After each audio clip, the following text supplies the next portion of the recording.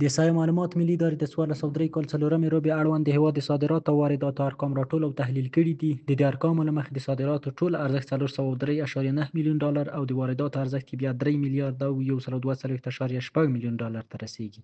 دا په داسې حال کې ده چې د 1402 کال په څلورمه روبه کې د صادراتو ارزښت 422.2 میلیون ډالر ته رسیده، چې د 1403 کال څلورمې روبې په پرتله 4.3% کموالی پکې راغلی دی. همدارنګه د 1402 کال په څلورمه روبه کې د وارداتو ارزښت 2 میلیارده او 348.2 میلیون ډالر وو، چې د 1403 کال د همدې مودې په پرتله په وارداتو کې 33.8% زیاتوالی ښیي. د 1403 کال په څلورمه روبه کې تر ټولو زیات صادراتي توکي هند هېواد ته وو چې ارزښت یې 160.5 میلیون ډالر ته رسېده، او ورپسې پاکستان د 129.3 میلیون ډالر،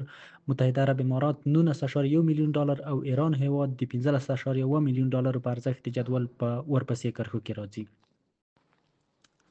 د تیر 1403 کال په څلورمه روبه کې د هېواد وارداتي توکو په ډله کې نفتي مواد او روغانیات د 628.0 میلیون ډالرو پر ارزښت زیاته ونډه لري، او ورپسې ماشینونه، ترانسپورتي وسایط او پرزه د 404.0 میلیون ډالرو پر ارزښت دویم، منسوجات د 109.8 میلیون ډالرو پر ارزښت او فلزات او فلزي محصولات